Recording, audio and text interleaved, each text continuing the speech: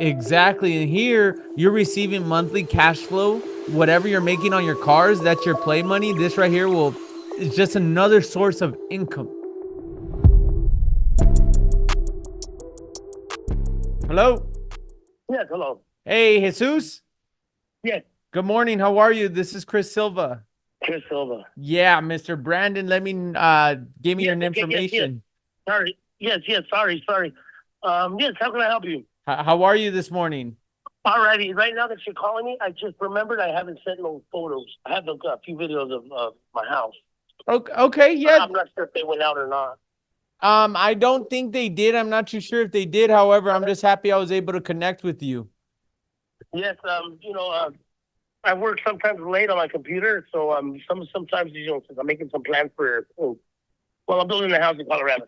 Oh, nice, nice. Is that what you do? Is you're a builder? No, yes, I'm a builder. Well, actually, no, it's not for me though. It's for those are just jobs. Okay, cool, cool, Yeah. cool. So I got it right now. I'm barely drawing the plans. So I do it all, man. I draw the plans and then get the permits. I pull everything from Nice. start to finish. That's awesome. That's awesome. What is the cost difference between over there and over here? Oh my goodness, it's probably twice. Twice. Damn, that's crazy. Yeah, my house would probably be around 600 out there because we just sold a house out there. My mother passed away, and we sold her house. My sister did, I'm and she sorry for asked your three loss. hundred. That was a few years ago. Thank you. And she asked 300, and they actually offered 326. It ended up selling. Well, that's good. I'm happy that you were able to get that sold. And it was a fixer up. It Really? was really bad condition. Yeah, really bad condition. Oh, wow. How fast did it sell? It sold, I believe, within like less than a week. Oh, that's awesome. That's awesome. So I'm assuming the market's still hot out there, huh?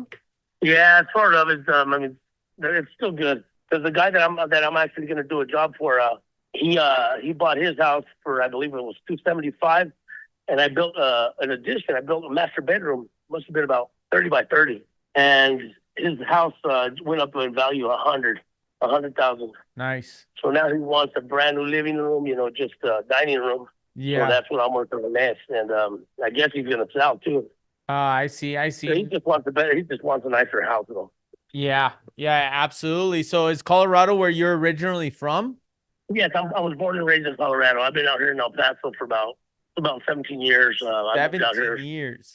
Yep. Nice. And what brought you to El Paso? Well, actually, I came out here to visit one time. My wife's family lived out here, and I bought a property with what was it? I believe it was $125 down payment. But it was when Horizon was barely. Yeah, there was that was nothing out here. before it even boomed. Now you go back to Yeah. Horizon, it's booming out there. Wow, it's just too much to be honest, and it's just my job doesn't pay well out here. Yeah, absolutely. And So I just think down here also just, I mean, yeah, you do get cheaper labor, but the cost and the sales and all that stuff is kind of yeah, the doesn't living is the same. It's the same as exactly. everywhere else. Exactly, exactly. So do you plan on moving back to Colorado? Is that the goal? Actually, yeah, that's what my boys just got back because they're working out there. We work out of town. We usually work. I don't work in El Paso anymore. I used to about 13 years ago, but not no more. Just it's hard for people to pay companies. Even the companies don't want to pay. They'll bill us. We'll send them a bill, and they're just hard for them to let out. Like Saratoga Homes and Carefree and all that.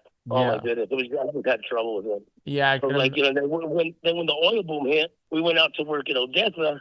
Well, when we came back, instead of them going up on their prices, they went lower. I was like, well, that doesn't seem right. So they're like, yeah, if you got used to eating, this is how they phrased it. If you got used to eating steak, you better start getting used to eating beans. That's When I came back to crazy. work for them, And what's and crazy, the craziest part is they were the ones taking full advantage during COVID. They were raising their prices, they're doing all the most. And then now that they're struggling, now they want to kind of come back. And like you said, it's probably hard to get paid from them just as well too.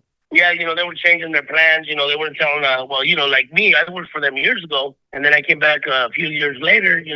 I just got tired of working out there in Odessa. I had my family. I was always away, so I just decided, I was having a hard time, getting my workers to show up every day since they were from El Paso. So I had a couple guys that, their families lived in Juarez. But to be honest, the wages that we're making, they only needed like 2 or 3 days worth of work, and they were fine with it. And I was like, well, that doesn't work for me. Yeah, that doesn't work for you. That's only a one-win situation. Yeah, I mean, if you guys are comfortable with working 2 or 3 days a week, that ain't cutting it for me. Cause, they're asking for production. I got time frames. I just decided to quit. My wife's all like, what, you're stressing too much. You should go ahead and quit. And yeah, everybody started crying, but I was like, no, I'm done. Bothered. Just stressing out for nothing. Yeah, absolutely. So what do you do now? You're in the oil fields, or? Yeah, I actually sell cars. I had a band. I had a music band, and I was still working out of town. Every time I get some houses, I go out there and take my crew down there, and we work for a few months, come back, take a few weeks off, still doing like odd jobs here and just going back and forth, whenever jobs were ready. Yeah. But, I got divorced, so that's the reason I'm selling my house. I see. Well, congratulations, or I'm sorry, whichever end of the switch you wanna put it. To be honest, it just always felt like I was single anyways. I did what I wanted to, and I was never home. Yeah. Yeah, so, I figured out, me and my boys are out, and I just really, I'm single. I really don't have any plans. I don't have any family here but my boys. And I'm just like, well, I'm going to go try my luck in Colorado. There you go. So that's about the only plans I do have is, I'm not even sure about buying a house out there, probably just holding on to it and just see what I do. I mean, just see what comes next. Yeah, absolutely. And at this point, you're kind of betting on yourself. And I mean, I'm pretty sure you've come this far, and you kind of, you were in the entrepreneur space, so you know what it is. And I mean, you're going to be okay. And hopefully everything works out the way you want it to. You just got to put in the work, which most people aren't willing to do. And at the end of the day, you're betting on yourself. Yep. I sacrificed a lot of time, sacrificed a lot. I can imagine. Being alone, working out somewhere else, and just not being around my family, so it was hard for me. But you know what, it paid off at the end. I'm old, and I'm almost 50, so I think it's time to live a little bit more calm. Not so fast. Not in a hurry. Yeah, absolutely. Slow down a little bit and just enjoy it. Because we only get one life. Yeah, because I've always sold cars. I had a car lot a few years ago, and I got divorced, lost it all. But anyways, I used to bring I used to transport my cars. But now what I do, I go and pick them up myself. Mm. So, back in the day when I couldn't find any transport, I'd drive out, I'd fly out there, drive back, and like in a hurry. Now usually, a trip to Dallas from El Paso, it's like less than 12 hours. I see. It'll take me at least 3 or 4 days to get back. And you're buying from the auction right now? Yeah, I've always bought from the auction. And how's that? How are you seeing right now with the car market? I hear like you're seeing a lot of cars in auction. You're seeing a lot of that going on right now. That it's coming back down. Are you seeing the same thing? Yeah, you know what? To be honest, I've never had a hard time because I know what to pick and what the people want. Mainly it's toys. Like I've gotten a lot into Hummers. The H2s, those are selling. I mean, I've sold those a lot. And I put them up for sale. I'll put an ad.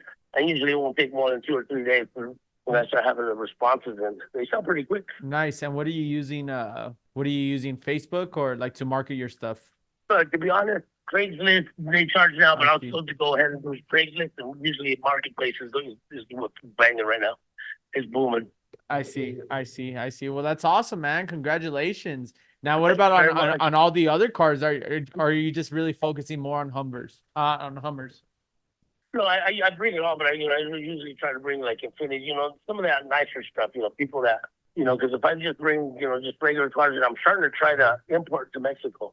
Because I did not know this, but cars in Mexico are super expensive, and they are really, really, it's just a lot of them, what do you call it? A lot of, demand. Like, and so there's a bigger spread out there. What are you seeing on your spreads? Well, to be honest, right now what I'm looking at is just the SUVs. Okay. The SUVs are selling. Like right now I have one here for just a minute. Yeah, no worries. Building the like right now I have a 2014 Buick Enclave. It's for I have it up here in El Paso. I have it for $8,500, and I already have somebody interested in Mexico City. I have a relative down there. and they're interested in it, and they go for about 12. Nice, nice, But you nice. have to get it registered, So before I drive down there, I already got it registered. So, I mean, even my relative, he's my ex brother-in-law. He was married to my sister, and he's the one that's out there giving me all these, just these connections, whatever, introducing me to people. So they usually buy. I got a couple people that sell like car lots that sell down there, used car lots. So they don't have to. They're just trying to figure out, and I'm trying to see if I can get with them and just buy from the auction. Make sure make sure there's nothing wrong. Register them and here in Juarez, and just have them pick them up and then ship them. Yeah, for sure. I mean, that sounds like a good ship 'em idea. And themselves. so when you're buying these, are you And buying more turnkey wrecked? Are you buying wrecked, or is it just kind of? I usually try not to buy wrecked. I see. I really try to get away from them. Like right now, I one of the H2s that I bought, I just got back from out of town. I paid $5,000 for it, and I'm already having up for it. There was nothing wrong with it. I have no idea why I got it so cheap. Ever since I was young, I have a lot of luck. That's called hard work right there. It took you a skill to learn that, bro. A lot of people don't understand how hard it's all you just sell cars. Man, picking them up, if you're buying them online, you got to make sure you know what you're buying if it's going to sell. Buy back your time. Because I buy online. I never test drive it. There's an instance, where if they run and drive it, they don't even, the engines blew up. Mm-hmm. So you got to do a lot of homework on them, and that's the invest, spending a car, all these car pack things on, you got to spend out of your pocket, and you're not even sure if you're going to buy them. So I mean, it's really hard. Yeah. And I have a couple of people that I know. They see me, what I do, and they have money. So how hard could it be? Well, fuck, they buy 10, 15 cars, and next thing you know, that's all they start off with, and that's all they end up with. And that's all they end up saying. They go out of business. Yeah, they go out of business because they invest so much money. They think it's easy, and I'm like, man, you really got to do your homework and shit. I try to tell them. And for some reason, I call it luck, but I do my homework really, really good. Usually, if I'll go through the auction, a week later, a week before, whatever, I'll already have all my cars that I'm interested in. So when the auctions get closer, then I start really doing my homework on them. And sometimes I won't even sleep, because the auction starts at 6 in the morning. So I'm there starting at 8, 9 in the afternoon, and it's 4 in the morning, and I'm barely getting done. So if I go to bed, I ain't gonna wake up. So I gotta wait for the auction. You gotta stay up, bro. You gotta. Sometimes I won't even buy anything, because they'll just go too expensive. And I remember somebody was asking me just a few days ago, why do I fly out for my cars? And I went out to New York last year, and they asked me for my transport number, so I give it to them, and the security guards are like, man, but I saw you driving a taxi. Like, well, yeah, I'm gonna drive that car out here. Like, no, you ain't. Like, don't you know these cars don't work? Well, some of them don't. And I was like, yeah, I know, but I know mine works. For some reason, I'm always comfortable with that. You got to think positive for positive results. And he recorded me. He's like, man, where are you driving to? I said, Texas. And he couldn't believe it. He's like, man, you're one crazy guy. And I do that a lot, but sometimes, hey, it's not all the time that I win. Sometimes, boom, I'll show up and they don't run. So I got to get a transport company. And my plane ticket I just paid it for nothing. Yeah. But hey, everything's worse. Yeah, absolutely. Well, if there's any help that you need with, man, I mean, let's build a car lot. Let's open a car lot. If you're moving to Colorado, we can move them down here. What was that? I was about to say I have someone that has a piece of land that could probably even store the cars. Well, meanwhile, we get them registered. Wow. And you know what? I had a commercial lot here, right here on Horizon Boulevard. And when I got divorced, I had to sit up. But that's where I was actually planning on, because I used to share. I used to pay rent with a friend of mine. She used to let me park my cars there. I could use her office. We just went like half and half on the property. Whatever on at least the property, and we were doing good. And I was like, well, now I got my own land. Now I can actually rent out to people, and it didn't work like that. I thought I was ready to at least take it easy in life, because I was like, I told my wife years ago, like before I hit 50, at least 48 to 50. I plan on just, having my car lot, having a little shop, mechanic shop, hire a mechanic, have my sons run the car lot. I got 3 boys, and we're all into cars. So I was like, what, that's going to be the thing. So I'll just, me and you will, we'll get some type of towing truck or something, and we could go out there. And, we could just enjoy the view on our way back. Never be in a hurry, and that's what I do alone now. But I would have wished I would have hoped I could have done it with my wife. Yeah. Well, some things But don't things didn't work happen out, man. for God was looking out for me. God was looking out for me. yeah, there you go. Things happen for a reason, bro. You Yeah, gotta take the good from it all. The good from it all for yeah, something better down the line. yeah. Because all my life I was always in a hurry, man. Every in a rush, hurry to get everything done quick. And now if I go out there and I like this Hummer, it took me a week to get back, and I went to Georgia, to Savannah, Georgia, and I had another one in Miami, but the weather was too bad. I was like, I'm just gonna wait on it. So yeah, I just come back, enjoy the view. If I like when usually I started going to Miami a lot. Cars out there are killing. They're nice, they're really taken care of, and they're cheap. So I stop by Disneyland. I'm always alone, so I stop by Disneyland. I just enjoy the trip, working and hey, a Yeah. little bit working pleasure at the same time. Absolutely, absolutely. Well, Jesus, if there's ever anything I can do for you, bro, I mean, don't ever Thank you hesitate very much. to reach out. And I'm not in that will have you business, in but mind. I'm in the real estate space, so I Well, know that's some people in exactly that business. Well, that's exactly where I really want to be at. I want to have somebody help me get a commercial lot because, this car thing is what I'm going to be. I'm too old to be working construction. Yeah, for sure. I'm just tired. It's just a headache. It's just a lot of hard work. So, selling cars, do it right. I've been doing this since I was a kid. I've never owned a car for more than 6 months. So now I'm down to at least 10 cars at a time. Compared to before, where I only had one and the one I was using. So now, I usually have 10 or so cars, So yeah, I'm definitely gonna have to really hook up with you. Hopefully, in when the right time is right, and I'm ready to look for some commercial property because that is my next. That's actually where I would like to invest some of this money at. Yeah, absolutely, bro. Absolutely. And like I said, I have a good friend that's in kind of in that space. He's doing real estate now, but maybe he could help you out in whichever way you can. I'll connect you guys. I'm a big believer in everything's all who you know. Who you know. There you go. There you go. Absolutely. So let's talk about the house, my man. What's going so Okay. you're obviously trying to sell this, you want to move over there to Colorado. Well, actually, the house is too big for me, and I just love to travel. So my kids already got in mind. They're just a little piece of land, where they can move a mobile home. They're never home either, so we always travel together. But yeah, I'm trying just to get rid of it.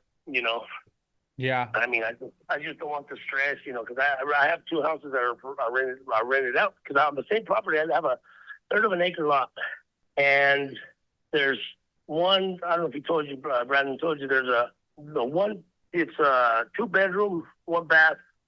It's a house, and it's 1,200 square feet. That one's rented out, and then I have another one on the other opposite end of the property in the back, and that one's a 1-bedroom, and that's 900 square feet, and it's only 1 bedroom, 1 bath. And then the 2-bedroom house that was built in 2010. This other one was a storage, and I just completely it was actually a garage. I just completely made it into a house. And then this house that I live in now, the main house, this one was built in 2016, I believe it was completely done. Okay, and what is that? 3-bed, 1 bath? 2,400 square feet house. It's 4 bedrooms, 2 baths.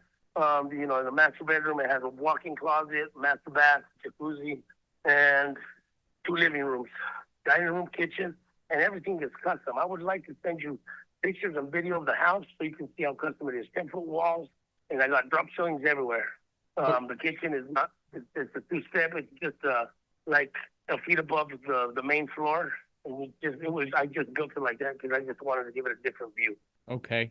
So you on the whole property, there's a total of 3 buildings, right? 3 houses, yes. Okay. 3 houses. Cool. And how much is the 2-bed, 1 bath rented for? I'm renting that one out at $750 without utilities. They pay utilities separate. They pay their own utilities? Okay, so is that one on separate meters?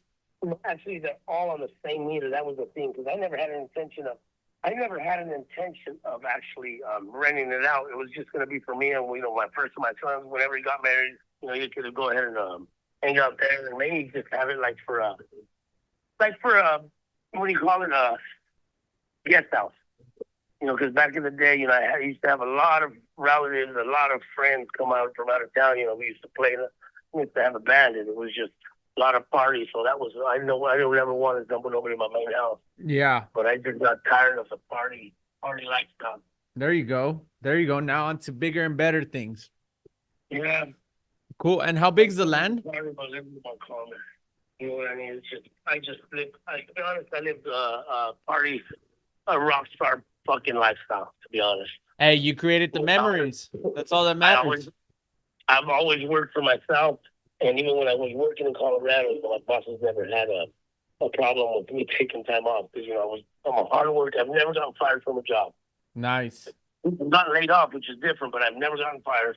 I mean, you know, sometimes I'm just calling, you know, I need a week off, or sometimes I would even let them know, you know, just call the couple days, you know, hey, I'm not going to be there again for a few days. Not once did they ever fire me. But I show up, and them days that I take off, I make them up quick. Yeah. I don't show up just to get my 8 hours in. I'm going there to. Now you show up to put in the work. For production, that's what my bosses were really good at this. Absolutely. Okay, cool. So, and how big is the land on this? This is a third of an acre lot. Okay. Everything's custom in a walk-in. Oh, both bathrooms are walk-in showers. Any major repairs that need to be done with the house? No, none. I just finished it up. The only thing I was doing, I was repainting the whole house, like the interior. Okay. You know, we got a few bangs on the walls and stuff, so you know, I patched it up, but I still wanted to paint. You know, because you know, after a while, you know, the baseboards they're white, so you know, after a while, you know, the mopping and stuff like that, it takes a toll on them. So I already had done part of the house, you know, and as the time goes, you know, I've always been used to that. Yeah. Okay, cool. And then sounds good. Sounds good. Now, my understanding is kind of you already have a price in mind on this, right? Well, actually, the property is with the city is valued at $397, and I had you know, at first I had brought in a realtor, and you know, I just told her, you know, I was traveling at the time, and I said I just didn't have no time to, you know, sit down and really talk about everything we needed to talk about. So she's like, you know, since I did tell her I was painting, you know, I was already starting to paint when I decided to sell the house. So she was like, well, you know what? I'll give you 3 weeks. And it's almost going to be the 3 weeks when she's like, I'll get back to you in 3 weeks. That way you can finish up. We can take pictures and we can sign some paperwork. But from there, you know, that's all we talked about. You know, since I've been really busy, I really haven't even bothered to check my emails now that I'm remembering. So anyways, I told her, I was like, you know what? You know, I did have some properties on my ex-wife kept some apartments. She kept the apartments? Yeah, she kept. Yeah, she wanted those for her divorce. Mm. So you guys already went through the whole divorce, and you've already settled everything then. So this house belongs. Yes, everything's settled. Yeah, the house is under my name only. Yes, everything has been completely settled. Okay. Yeah, so you know, I've been single I've been divorced for 5 years. Oh wow. Okay. And I told her to keep the house. And since we paid $10,000 in property taxes, she's like, you know, I can't handle that. And I tried to guide her, but you know, she was really pissed at me. She didn't want to listen. She thought I was trying to, you know, just take advantage of her. And I told her, I said, you know, you're wrong. You know, she went to a duplex, and those are only worth $130. And I told her, I said, you know, the house is, you know, it's really pretty, but you know, and I built it for you, but she didn't want it. And I told her, I said, you know, with the 2 properties that, you know, rent out the houses, you don't have to worry about paying property taxes. And you'll still have money left over. But the women, I don't know. So anyways, so I told this lady, I told her, you know, I know what it is, you know, get some investors in here interested, you know, knowing they can have some money already, you know, they're looking at something positive. So I put it at 320. I told her, I said, you know what, I would like to sell at 320. And she's like, okay, you know what, the area, whatever. So she leaves. She called me back a few hours later. She was going to get all the paperwork ready and all that stuff. And she called me back. She's like, you know what? I already checked everything around your area. And I said, no, I think 350 is like really good, and I think it'll sell quick. So I mean, you know, I'm still looking at the 320, and I'm not really greedy, to be honest. Not because she told me that, I'm going to try to take advantage. Yeah, absolutely. I don't have money. You know, I really don't care about money, man. Yeah, absolutely. And I mean, you're not gonna lie, I like it, but I don't love it. Yeah, I totally understand what you're saying, bro. I totally understand what you're saying. So on this house, I understand also that it's paid off, or you have a small mortgage on this? No, it's paid off. Oh, it's paid off. The only thing is I'm backed up on taxes. That's about it. Okay, Cool. So ideally, the way for me is I want to be able to create a win-win situation, a win situation for yourself and a win situation for me. For me, it's not just about this house. It's about the relationship of what we could do in the future. Because what's gotten me far in life is relationships with people. And I always express that because it's not about the house. It's bigger than the house. Where I'm going to make my money on the house is the long run, the next 10, 15 years. So when I buy real estate, I'm buying it over longevity. That's where I make my money, is in the back end. So, so the biggest thing for me is, how do we create that win-win situation? Well, in this case, what we would do is we would structure a deal. So the way I would give you the 320 is just basically on seller finance. So instead of you renting the house and property managing and worrying about the taxes, insurance, and all that other bullshit, basically is now I will be in charge of that. And basically I will, whatever do you know how much you're behind on taxes? I believe it's like, including my wife's property, because I have to pay that too. I believe it's like 70. 70? Yeah, because we didn't pay property taxes on a few properties, so we had to end up getting a loan for everything. But since in our divorce, that's all she asked me for the properties, and 36,000. Okay. For the taxes on that property. I mean, I just got to do more in depth just to make sure it makes sense. But what I could probably do is I could probably give you the 320, but on terms. And basically what then I would do out of that 320 is I would take care of whatever you're behind on taxes. The 70. And so that would be my entry fee, the 70. And then I would finance with you 250. Now that 250, what we're basically going to do is I'm going to fill up the property. I'm going to occupy it. Now, once I'm able to build a track record for my bank, then that's when I'm going to refinance and get you paid out.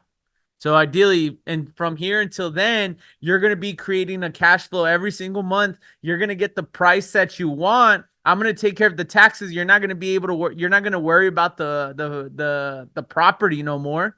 And you're going to be cash flowing every single month. Yeah. So, we would just separate the taxes from this property from the other ones on the other property. I mean, those are my responsibility, the ones on the other property. Okay, you know what I mean? Yeah, exactly. So, do you know what you're behind on this? Actually, I'm already, I believe it's like 70, but it's including both properties. Oh, okay. You know what I mean? Yeah. So, I mean, just something like that, I would have to really look at my because my payments. I pay $1,000 something a month. Well, I pay less than that, but that's what I send. Because I was really going to try to pay it all off and just, I don't know, just that's what I'm trying to look at. So anyways. Yeah, so what we do is, let me send you some videos, stuff like that, and you write up some numbers, write me something that I can really comprehend, because right now, I know what you're saying, I'm not like saying I'm not paying attention, but the thing is, I have to see it, what you're talking about, because you already told it to me, but I would like to see it on paper or something, see how it looks and see what I think. Yeah, absolutely. And if this is an opinion. Yeah, absolutely. So let me ask you, is this something that you would be interested in? How long would you think it would be to pay? Because I originally had asked, I originally had told Brandon, the way I can just actually live right away was at least 150. Because I wasn't planning on settling for all this stuff. The things that you do. I was just trying to sell the house, get my money, and leave. Yeah. So this was just something that was, he was just commented. He told me about this. I was like, I talked to my son because he's the only one that would have a say in this, and he would agree with anything I agree. But then again, I have everything signed up for him, just in case something happens to me. He would have the last. He would actually take over everything. Yeah, absolutely. So that's what exactly this is why this is a good ideally this is a good option for sellers, because let's say worst case scenario, something were to happen to you, is ideally he still has the note. So whoever is your beneficiary is still collecting that cash flow. And what I tell people, it's better to leave kids assets or notes rather than cash, because when you leave them cash, what ends up happening? They end up spending it. I mean, man, I already spent. My mom left me. I think she left us like $60,000 each, and boy, that. Then I went trying to say. See what I mean? What race are you? Hey, what race are you? Are you white? Am I white? No, I'm Mexican. You're Mexican, Brandon. He sounded a little like. What is he? Mexican también? I believe so. Oh, okay. Well, yeah. When I got my inheritance, I went a little African American rich. Yeah. So, so you spent your money right away, right? I said, yeah. Oh man, I bought me 7 cars right away. See, but see, the thing is about you is you've always had this entrepreneurship. Yeah. Well, you know what? All my money's invested. So I mean, I don't worry about it. I got a bunch of cars. That they're ready to. I just don't have the mind, like the mentality where I can sit down since I'm always running around. I got to take care of my house. I got to take care of my boy. Even though they're grown, man, they're still like if they're worse than when they were kids, man. That's too funny. That's too Man, I'm funny. telling you, just yesterday I had a big argument with one of my sons, but anyway, so yeah, that would be the thing. And also, this sounds like a really something good for me because I tell my son, I said, man, this would be like money coming in every week, well, every month. There's something that I don't have to worry about. And that's exactly what it is. And this is what I tell people all the time. And there's several reasons why a seller would want to do this. One is that we're able to come to an agreement on a price. You're going to net what you're going to net. Two is this wasn't considered an investment properties. How this wasn't a considered an investment property. So there's not that there's no gains on it. But ideally with that money is what happens is when you get so much money, you end up saving it. It's not moving for you. It's just staying there. Work, man. Exactly. And like this way, exactly. And here you're receiving monthly cash flow. Whatever you're making on your cars, that's your play money. This right here it's just another source of income. Yeah. I'm really good with as far as, I've always had a good teachers, good advisors, as far as, as far as money, when the builder I used to work for in Colorado, my boss's boss, he told me, it's like, man, it's really lonely when you make money. When you get rich, it's really lonely up there, and you got a lot of decisions. You got a lot of things to worry about. So yeah, I've had a lot of advice as far as having money, man, and how to do it. So usually it's not good to keep it in the bank. 1,000%, 1,000%. So I mean, like I said, this is something that's on the table. I'm very interested in it. I would like to see the videos. I would like to see what you owe on the taxes exactly for this house, because then I would take care of that at the time of closing. And then ideally is we're gonna create a cash flow every single month. And then once I refinance, that's when you get paid out. Ideally, you don't want me to refinance just because that money stops working for you. But once I refinance, this is when we could come back and revisit. You could tell me, hey, Chris, I want to invest more into real estate, or I want to do a lot, or whatever it is that I could help you. I'm going to help you. Sounds good, man. Well, you know what? I'm going to send you I'm going to take this a good number. This is my personal cell phone number. I'm going to save your number. You want to save my number? Chris Silva. Chris Silva. Yes. And you live here in El Paso, right? You ain't calling me from out of town? Correct. I live here in El Paso. And I was wondering, how did everybody get my number? Because I've had a lot of people call me. So what happens is people start pulling data of vacant houses or people that are behind on taxes. Well, actually, I think I went online or on Zillow or something like that, trying to figure something out. And I put all my information, and then I regret that. You're the first. You and your buddy are the first people I actually sit down and talk to. Well, I appreciate that. I actually had everybody who used to call me. Everybody called me. The first thing I tell them, now when they call me, and just actually last week I told somebody, I was like, you know what, if you're gonna give me a stupid ass number, hang up, because I will cuss you out. And their number usually is around the 100,000. This one of the first people who started calling me, they were offering me like 20 or 30. I'm like, wait a minute, have you seen the property? Because they go off of the old Google maps, and the street view, it only shows a mobile home in the property. And I'm like, man, that was years ago, And so, yeah, they throw these dumb numbers, and it's just really, they take a lot of my time of, for dumb, because I really think that's stupid. They call me and, they haven't even looked at what's on the property, and they're throwing numbers. I mean, and I tell them, because I already had my house sold actually 2 years ago. The only thing is I had a problem with the banker, he was doing a lot of things behind the seller's back. Mm-hmm. And I already had a history with him, because he did the same thing to my son regarding the apartments I had.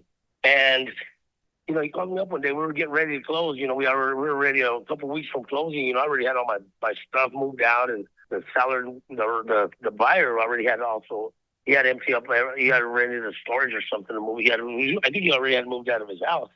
And the banker called me and they're like, man, you know what? If my friend doesn't buy the house, I'll go ahead and buy it. And I'm like, wait a minute.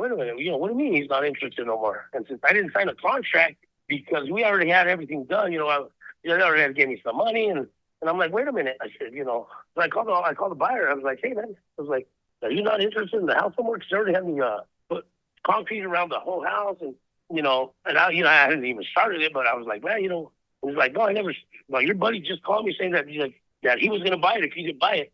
And since we already had history, I went ahead and told me, you know, I'm not going to sell to you. So if you get another banker on there, if he's in the business, if he's in the, yeah, well, you know, if he's going to be in there for the sale, I was like, I'm not going to sell to you. And I didn't sell. And I'm glad because it was 250 a couple of years ago. And I waited a good 2 years and it went up double. Yeah, absolutely. So yeah, all right then. Well, I'll go ahead and send you videos, pictures, and stuff like that.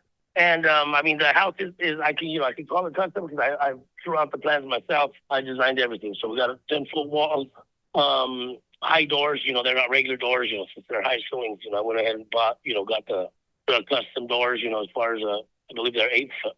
So I mean, you know, the house is custom. So I'll go ahead and send you some pictures, some videos. And we'll go from there. I'll send you my email. Absolutely. Yeah, man. And let's see if this is something that we're able to move on. Ideally, if we're able to come to an agreement, how fast can we move on this? Well, to be honest, fast. I don't have a problem. Okay, cool. Yeah, I just want to make sure that we're on the same page as soon as I get those emails and as soon as I get everything. Is the property vacant or occupied? No, actually, I'm in the main house, and both houses are rented out. Okay, so cool. One of them for $750, the other one goes for $650, and they're both rented out. But I already know that I'm selling because even the guy in the back, the guy that rents the 2-bedroom house, because I told him a couple of years ago that I was going to sell her. I didn't know if I was going to sell it, just rent it and then just leave. But I was like, man, it's too much of a hassle when stuff breaks down, and I'm just tired of that. So he told me, like, because I was going to rent it out for $1,300. This was 2 years ago, and he told me he would rent it. He's like, if you're going to rent it, I'll rent it. So I mean, you know. They already know, and they know that when all this happens, they only got a certain amount of time, the same as I do, and they go off of a month-to-month contract. Okay, that works for me, my man. Yeah, bro. Well, I appreciate the phone call. I know you're getting bombarded with calls. Just let people know you already have the house under contract. We're gonna figure something out, and then I'll wait for those pictures and videos. Send me your email, and then we'll touch base later on this evening, and we'll just take it step by step. Just in case I don't answer, I really never have my phone on me. You know, I'm always working. Like right now, I'm working on my cars. You know, I'm just doing tune-ups and stuff. So usually I don't grab my phone. And cool. Since I'm a little old, you know, I'm a little old school, so I really don't like. Yeah, absolutely. You like getting in the zone. Yeah, I do.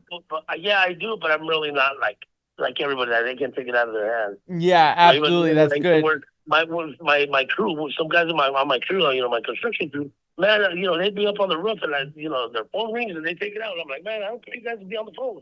You know, somebody has an emergency, you know, have them call me and I'll make sure I'll let you guys know. But fuck that. They're taking 10 calls a day, 3 minutes a call. You know, they're doing half hour. You know, just talking on the phone. Well, all right then, man. Well, thank you very much, and we'll catch up a little later. Yeah, it sounds good. And also, if you could try to figure out the amount of taxes that is owed, please, and we'll go from there. I'll pull up my statements. Sounds good, my man. For this property, yeah, because I have the loan, you know, on both properties, but I'll go ahead and just set up on this one. So I'm going to call the bank. Awesome. Sounds good, my man. You have an amazing evening. Yeah, likewise. Bye-bye. Let's go, baby!